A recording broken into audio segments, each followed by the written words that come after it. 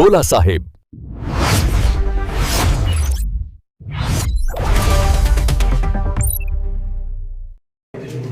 एक महत्त्वपूर्ण अशी प्रेस कॉन्फरन्स आपण आयोजित केली.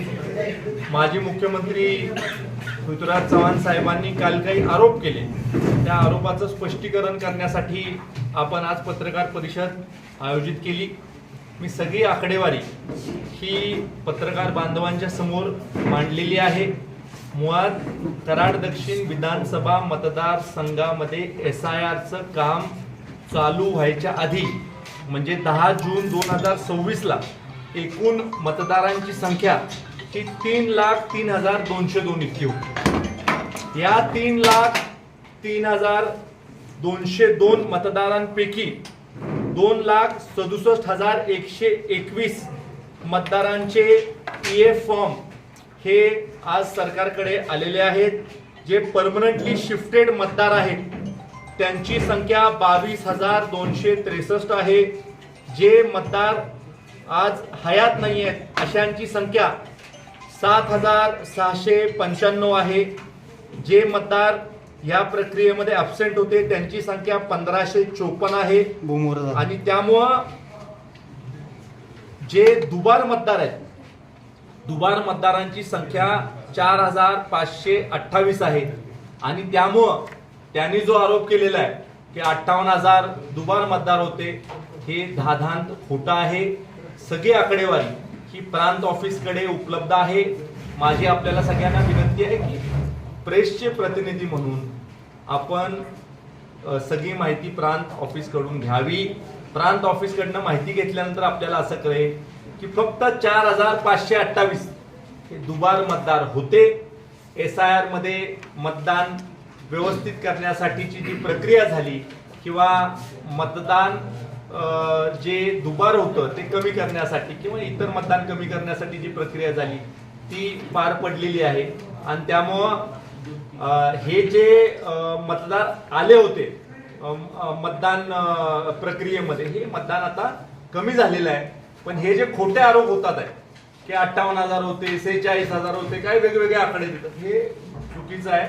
आणि त्यामुळं माझी आपल्याला दुसरं एक आपल्याला सांगणं आहे की देशामध्ये मतदान वाढीचं प्रमाण हे साधारणतः 8% आहे. आणि आपल्या मतदारसंघामध्ये 2009 ते 14 हे 9% जास्तनी मतदान वाढलं. 23,000 मतदान वाढलं. त्यानंतर 14 ते 19 याच्यामध्ये साधारण 5% आसपास मतदान वाढलं. 13,000 मतदान वाढलं. आणि 19 ते 24 25,000 मतदान वाढलं. हे 8.92% आहे साधारणतः. आणि त्यामुळं मतदान वाढीची जी जो रेट आहे देशाचा त्याला अनुसरूनच आपल्या मतदारसंघामध्ये सुद्धा मतदान वाढलेलं आहे. आणि त्यामुळं निवडणुकीमध्ये निवडून येता आलं नाही म्हणून उगाच मतदान प्रक्रियेवर आक्षेप त्यांनी घेणं हे योग्य नाही. त्यांना हे शोभत नाही. तुम्ही 2दा निवडून आला त्यावेळेला EVM वरच निवडून आला. तुम्ही 2014 साली कसा निवडून आला? EVM मशीनच होतं ना. मग त्यावेळेस EVM मशीन हॅक झालं नाही का? मग 2019ला निवडून आला त्यावेळेस EVM मशीन हॅक झालं नाही का? म्हणजे ज्यावेळेस पराभव झाला त्यावेळेला EVM मशीन हॅक झालं, त्यावेळेला बोगस मतदार आले. म्हणजे जनतेने जो कौल दिलाय तो कौल तुम्हाला अजून मान्य करता आलेला नाही. मान्य करा, तुमचा पराभव झालेला आहे, लोकांनी तुम्हाला नाकारलेलं आहे. ते मान्य करत नाही तोपर्यंत अशा प्रकारचं वक्तव्य त्यांच्याकडनं होत राहील.